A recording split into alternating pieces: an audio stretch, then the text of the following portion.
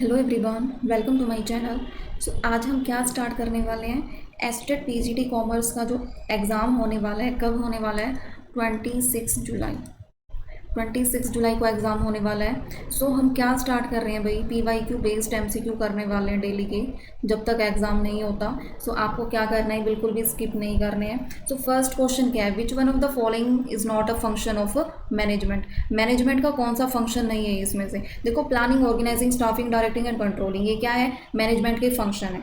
Management के function है, but इसमें ऑडिटिंग जो है वो मैनेजमेंट का फंक्शन नहीं है। मैनेजमेंट में जो है ये सारे होते हैं, बट ऑडिटिंग में क्या होता है? चेक किया जाता है, कंट्रोल किया जाता है अकाउंट्स को, वो क्या है? ऑडिटिंग। सो ऑडिटिंग क्या है? मैनेजमेंट का फंक्शन नहीं है। अब उसके बाद क्या है? लिमिटेड लाइबिलिटी का मतलब क्या होता है? लिमिटेड लाइबिलिटी का मतलब होता है जो शेयर होल्डर होते हैं उनकी जो लाइबिलिटी होती है वो लिमिटेड होती है। मीन्स जो अमाउंट होता है अनपेड ऑन शेयर्स। और जो है, और इसमें ऑप्शन क्या दे रखे कि share holder responsible for company losses. Company losses के लिए नहीं, वो रिस्पॉन्सिबल नहीं होता, तो उसकी लाइबिलिटी क्या हो जाएगी? अनलिमिटेड हो जाएगी। फिर है company is not liable for losses. Company is liable to pay unlimited taxes. भाई लिमिटेड में ऐसा कुछ नहीं होता। सो क्या है, इनकी जो सेकंड ऑप्शन जो है वो हमारा ठीक है, जिसमें क्या बोल रखा है कि जो शेयर होल्डर होते हैं लाइबिलिटी लिमिटेड होती है to the amount unpaid on shares. ठीक है।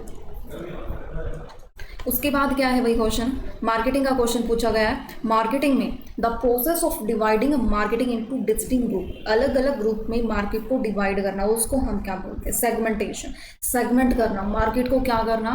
डिवाइड करना। डिवाइड कैसे कर देना? अब ये मार्केट है, मार्केट की on the basis of demographic, on the basis of जो है उनकी एजेस वगैरह पे जो मार्केट की सेगमेंट कर देना कि ये बच्चों के लिए, ये जेंट्स के लिए है, उनकी सेगमेंटेशन कर देना। तो इस क्या है, मार्केट को डिस्टिंक्ट ग्रुप्स में क्या कर देना? डिवाइड कर देना। उसके बाद है भाई रिलेशन जो है प्राइस और डिमांड की रिलेशन कौन सा होता है? देखो भाई, अगर जो प्राइस है, प्राइस ज़्यादा है तो डिमांड ऑटोमेटिकली क्या हो जाएगी? कम हो जाएगी। अगर प्राइस कम है तो ऑटोमेटिक डिमांड क्या है? ज़्यादा हो जाएगी उस प्रोडक्ट की। सो क्या है भाई, ये उल्टा मीन्स इन्वर्स रिलेशन होता है किसके बीच में? प्राइस और डिमांड के बीच में। फिर करते हैं next question, which one of the following is intangible asset. Intangible asset कौन सी एसेट होती है? जिनको छू नहीं सकते, देख नहीं सकते। ठीक है, सिर्फ क्या है वो है टेंजिबल, जिसको छू सकते हैं, देख सकते हैं। इंटेंजिबल अब लैंड, बिल्डिंग, इक्विपमेंट सबको देख सकते हैं, छू सकते हैं, बट गुडविल को नहीं। फिर कैश फ्लो स्टेटमेंट जो है प्रिपेयर किया जाता है, क्या शो करता है वो कि भाई कितना कैश इनफ्लो हो रहा है, कितना कैश आउटफ्लो हो रहा है। ये चीज़ इसमें देखी जाती है। Profit and loss, asset and liabilities या वर्किंग कैपिटल, ये सब इसमें नहीं देखी जाती। सो इसमें क्या देखा जाता है कि कैश फ्लो और कैश इनफ्लो और आउटफ्लो का कितना हो रहा है, जिसमें एक्टिविटीज़ डिवाइड कर दी जाती है कि ये कौन सी है? ऑपरेटिंग एक्टिविटीज़ हैं, ये क्या है? इन्वेस्टिंग एक्टिविटीज़ है, ये कौन सी एक्टिविटी है? Financial activities. इन एक्टिविटीज़ में डिवाइड कर दिए जाते हैं कि कितना जो है कैश का इनफ्लो हो रहा है एंड कितना कैश का आउटफ्लो हो रहा है। फिर प्रोविजन फॉर डाउटफुल डेब्ट जो है बैलेंस शीट में कहाँ शो किया जाता है? देखो, प्रोविजन फॉर डाउटफुल डेब्ट करंट एसेट या करंट लाइबिलिटीज़ या फिक्स्ड एसेट में नहीं होता भाई। ये कहाँ डेटर से क्या किया जाता है? लेस किया जाता है, और यानी डिडक्टेड फ्रॉम ट्रेड रिसीवेबल।